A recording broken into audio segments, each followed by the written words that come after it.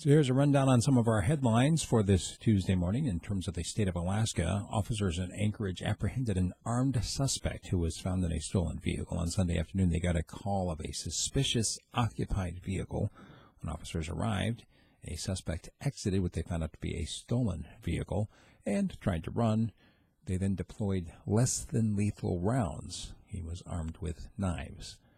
Borough's first marijuana retailer has opened for business. And like so many other marijuana retailers in the state of Alaska, they are predicting having a hard time keeping supplies on their shelves. Russian scientists have found nearly 7,000 Siberian hills that are possibly filled with explosive gas. These bubbles basically forming under the Earth's surface that eventually get big enough that they explode. They're trying to figure out exactly how dangerous these bubbles might be. The pipeline rate settlement has helped decrease HEA bills. That's the Homer Electric Association. This is one of those things, once again, when the company proposes to the Regulatory Commission of Alaska that they'd like to increase their rates. Then the RCA approves a temporary rate, drives the price up for a while. Then they come back and say, oh, all right, it was a little more than we thought we needed. And now they're getting a refund to some of the payers. A very cold month of March has allowed the ice park to stay open for 2 extra days this year, which is welcome news for those who enjoy looking at the ice sculptures. I remember a few years ago, it was so warm in mid-March that the park had to close early because all of these sculptures were melting. Once again, it's extra cold this year, and so they're giving extra time to go and look at the ice sculptures. The Prince William Sound sidestripe shrimp fishery opens on April 15th. If you're interested in going shrimping, make sure that you have all of your permits in hand.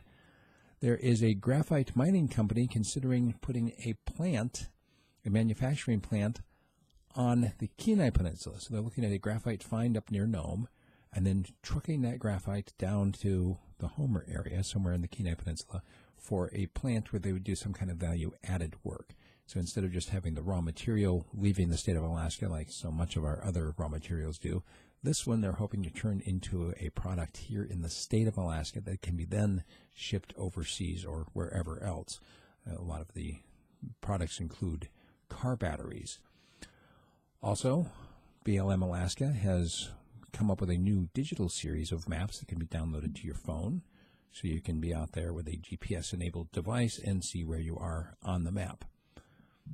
And it looks like the Portage Cove Trail we've been talking about down in Southeast may end up costing $6 million for a trail. Also, we've got a story on who would feel the cuts in Alaska if the National Endowment for the Arts is axed, as is currently being talked about in Washington, D.C. Apparently, Alaska is the second in the nation in terms of how much money for the arts received. Only New Hampshire gets more money per capita than Alaska does. And Alaska's military officials are keeping a very close eye on North Korea, speaking last week about the possibility that Alaska may be a target of North Korea's missile preparations. Seward's Day was celebrated yesterday.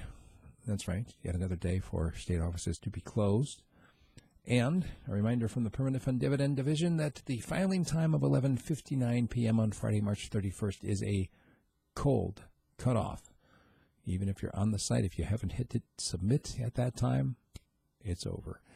That's what we've got. If you like what I'm doing, please support me by buying a subscription at radiofreespeech.com. And remember, subscribers get a 30-minute audio version of all the news, including the state, national, and international news delivered right to the inbox every single morning at 5 a.m. Check it out, radiofreespeech.com.